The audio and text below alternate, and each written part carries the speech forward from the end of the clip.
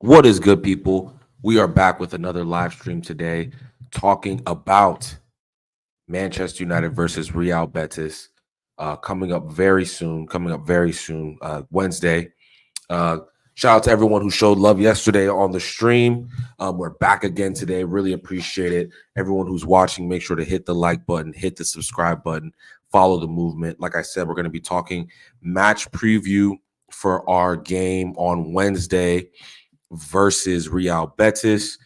We obviously faced Arsenal this past weekend. We have a game in midweek, so I imagine there's going to be some changes in the lineup, and we're going to talk through that. I'm going to put out the lineup that I'm going to show you the lineup that I would like to see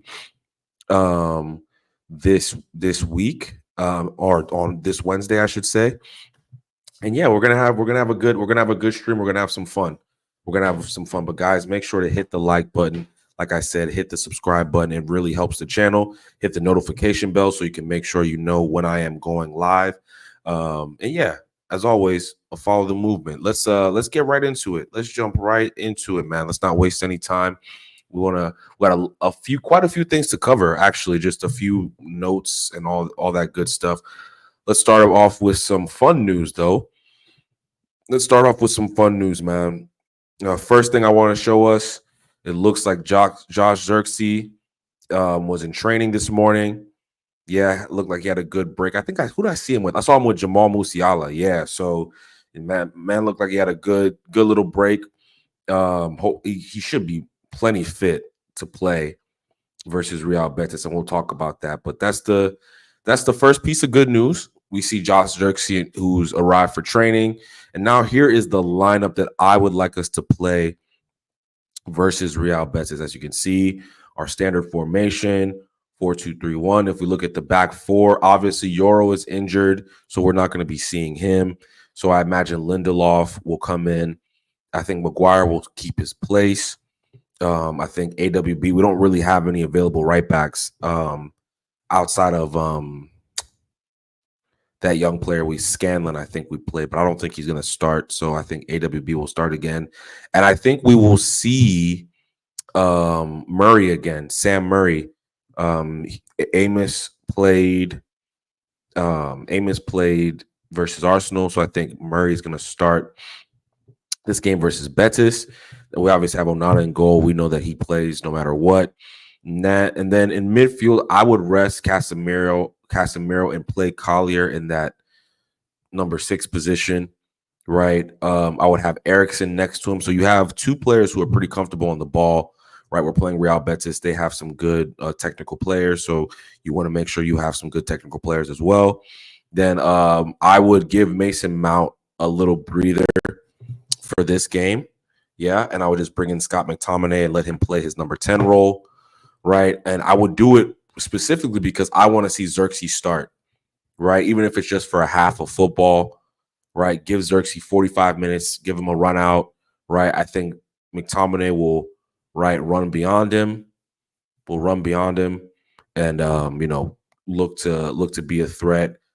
Obviously, like I said, I want to see Jadon Sancho start from the off with Amat Diallo. I've talked about that before. And this is a good little healthy front four. I think ZIRKZEE, Ahmad, Sancho, McTominay as a goal threat. Why not? I think it'd be a fun little lineup. But guys, share your thoughts in the comments on what you'd want to see.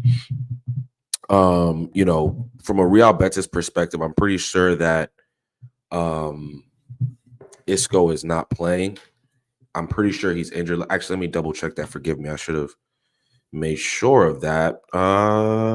Isco's not playing. If we look at their last matchup, they faced Liverpool this last Friday and they lost 1-0. So Basla got a goal. They played a relatively strong lineup. I'm looking at, and they see Fornals is in the team, Fakir's in the team, William Carvalho's in the team, Juanmi's in the team, Llorente's in the team. Like they played a pretty strong side. So I wonder if they're gonna play a relatively, what do I want to say, weaker side. But yeah, well, they're probably gonna rotate. As I imagine, we're gonna rotate. Maybe Maguire doesn't play for us. Maybe Diallo doesn't start. I want ZIRKZEE to start, but there's a world where I think Wheatley gets the first minutes, or maybe Hannibal, because we saw Hannibal play center forward, which is mad strange. I thought that was a very weird thing to do, but it is what it is. But yeah, what are y'all's thoughts on that lineup? Drop it in the comments for those who are going to be watching it back. I think it's going to be a good run out. I really want to see more of the young players this game, right? More Maxio Dele, more Collier, right? If we see Fish and Bennett maybe playing the second half, right, as the center back options. Yeah, so there's a lot of things we can do here. I'm not too pressed about this game. It's going to be a late night game. It's going to be 10 p.m. game. So we're going to be doing a late night stream. Okay, so should be fun. We'll do a little late night stream and have a good time. But yeah, let's predictions before I even move on, because this was going to be a quick preview anyway. Quick preview. I'm predicting us to win 2-0. That's my prediction. I believe that who's going to get on the score sheet? I think McTominay will get on the score sheet, and I think Josh ZIRKZEE will get on the score sheet. That is my prediction. That's my prediction for our matchup this coming Wednesday. But again, get your thoughts in the comments, guys. Hit the like button, hit the subscribe button. We're grinding, baby. We're grinding. Next thing here, let's talk about transfer news. Let's get into the rhythm of transfer news. Let's start here. PSG could be open to a loan with an obligation to buy deal for Manuel Ugarte. The player is waiting to join Manchester United after reaching a personal terms agreement with the club almost 2 weeks ago. This is news we've already kind of been aware of. We knew about the personal terms with Ugarte, but it's good to hear that maybe we can get him with a loan. If we get him with a loan, yeah, that's great news. Like I'm actually kind of that would be a preference of mine, right? We don't have to invest. We don't have to invest right out of the gate. Obviously, the obligation to buy is interesting. I don't know what clauses or context would come with that, but we just have to wait and see, right? We just have to wait and see. But yeah, listen, the Zubamendi links have pretty much kind of dried up over the last 7 to 10 days. It was very brief. We haven't seen much since. But hopefully we need midfielders. Let's be real. We need to get we need at least 2 midfielders, at least 2, right? 2 number, what is it, 8s and 6s, whatever the case may be. We definitely need two more midfielders. So Ugarte is an option. I'm here for it. Listen, he's not my number 1 option, but do I think he makes us better? I do. Do I think he adds more to the team than a Casemiro at this moment? He probably does. Has more energy, has more legs, all that good stuff. So yeah, no, I'm if we get him for a loan deal, I'm completely okay with that. I'll be real. I will be completely okay with that. So we'll see how that progresses over this last week. I think this week is going to be busy. I think the news is going to start like warming up. I think we should see. I wouldn't be shocked if we get a new player by the end of the week. You know what I mean? We don't have. We agree to terms with the club for a new player. Wouldn't shock me. And if we get rid of some players too, which we'll talk about. Next thing on the list, Fulham are expected to come back in with an improved offer for Scott McTominay, according to Sky Sports chef or Darmesh. Oh yeah, I know this guy. Yeah, Darmesh. Yeah, I know him. So that's some news right there. We'll see what happens. I can't remember what their initial offer was. Somebody dropped that in the comments for me. I can't remember what Fulham's initial offer was. I know it wasn't good enough. I think what was that initial offer? Let me see if I can find that real quick. Let me see if I can find that real quick. It shouldn't take me long. Let's see. Yeah, they placed an initial bid of 17 million pounds. Definitely not enough. You feel me? That is nowhere near enough. We should be looking for closer to 30 million for a player like Scott McTominay. Let's be real. So 30, 35, that should be what we're getting for him, right? He's played at the highest level. He's an international. He scored, decent amount of goals last season. Had arguably one of his best seasons last year. He's a Man United player. Like, yeah, we should be getting more than 7. He's 26, 27 in the prime of his career. We should be getting more money for him, right? That's just my 2 cents worth. So we'll see how that progresses. Next news here: Sofian Amrabat is a player Manchester United are still considering signing, independent of other deals. Yeah, I think we should bring him back. I keep on saying this. I don't know what's taking so long for this particular deal. Like, there should be this one should have been definitive. Like, we're going to keep him, we're going to let him go. I don't know what the negotiation is. I don't know what the challenge is to get this one over the line. But if do United want him? Like, that's my question. Like, I don't know. It doesn't. If United wanted him, I feel like they would have already got him. That's my thought process about this. Like, this shouldn't be I know I'm pretty confident Amrabat would like to stay at Man United, right? So, what's the holdup? I don't know.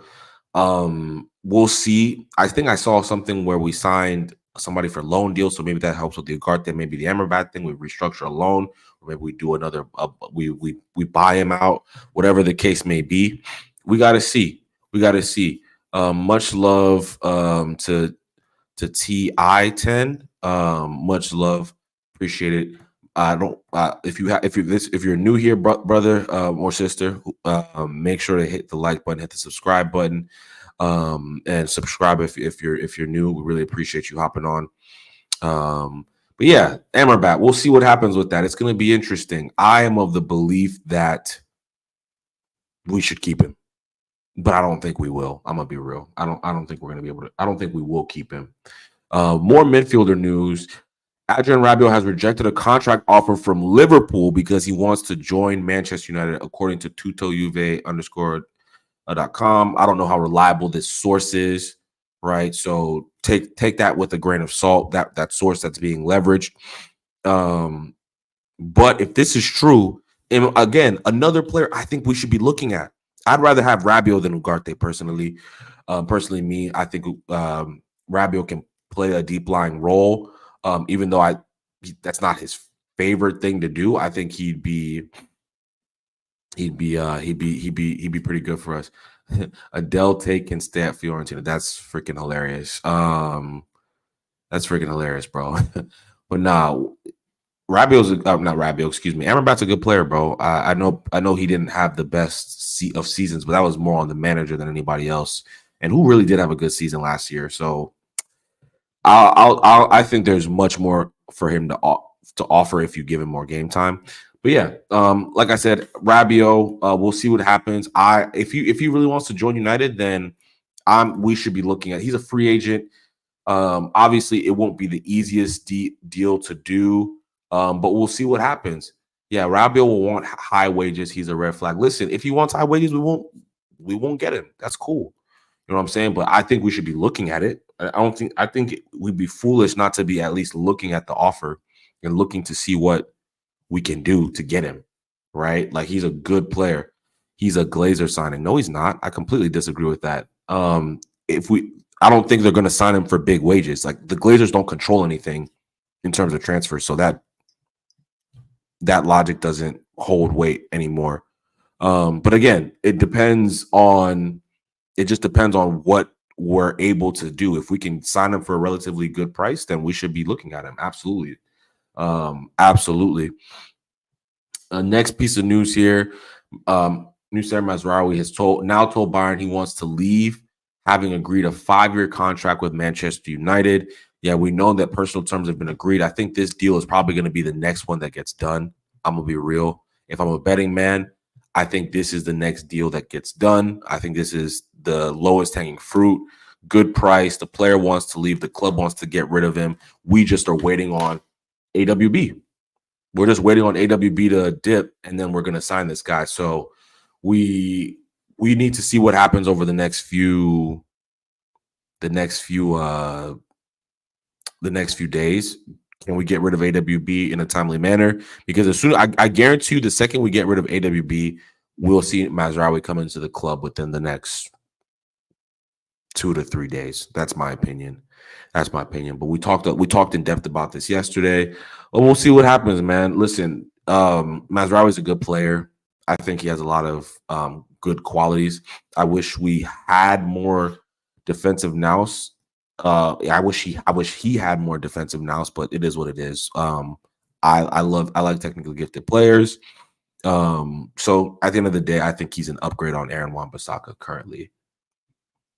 Next thing, another Bayern player. In recent days, Matthijs de Ligt confirmed to Manchester United that he's still waiting to join them. That agreement on personal terms between de Ligt and United is still valid. Yeah, listen, this de Ligt one is just kind of stalled out. You feel me? We know he wants to join the club. We want him, but we have to get rid of players. Like, what's obvious is that this regime is not going to just overspend, mess it. Like they have a job. They have a very difficult job of trying to balance the books at the same time while making signings. So it's going to be quite difficult. Mazraoui is not a curtain raiser. If you know, you know. I don't know if that's an inside joke or whatever. I don't know if that's an inside joke. I might be missing that. Maz can play left back too. Yeah, he can play left back. That's another plus. We love fullbacks who are comfortable on both sides. That's a big plus. It's a big plus, absolutely. But yeah, the de Ligt one, we're just kind of this one is just like stuck in cruise control. And it's it's not really, or not in neutral, I should say. Maybe not cruise control. Stuck in neutral. You feel me? Because he's not cheap. He's not cheap, and we need to sell players. You feel me? So, but we need a center back. So, like, the thing with me is, like, we definitely need to sign another center back. No question. Obviously, the belief in Lindelof isn't there anymore. The belief in Maguire is not there anymore. Johnny Evans, as much as I do like him and think he does a job for us, we need another center back we can't expect Johnny Evans to play a full season as our starting center back. So, yeah, no, we'll see what happens. Is it de Ligt? Is it Chalobah? That's somebody else we've been linked to. So we'll just have to wait and see, fam. We'll just have to wait and see. Next piece of news: Harry Maguire, according to Melissa Reddy, will not be leaving Manchester United this summer. Interesting. I think he's on the final year of his deal, so selling him would be in our best interest right now. But if he doesn't want to leave, then what are we going to do? And also, if people aren't trying to sign him, what are we going to do? He's a very tricky character in terms of like his wages, what the club would want for him. He's an England international when he's fit, right? Yeah, it's a tough one. I really don't know. ZIRKZEE definitely going to start ahead of Hackney Alan Smith. Hackney Alan Smith is hilarious. Yeah, I talked about this earlier. This was my prediction. This was my predicted lineup for Wednesday. Well, not my predicted lineup. This is the lineup I'd want to see, obviously with some rotation. Bearing in mind that we only played like 3-4 days ago, so bearing in mind there's rotation here, all that good stuff. So yeah, take that with a grain of salt. But back to Harry Maguire, you feel me? Yeah, I really hope we can sell him. He needs to go.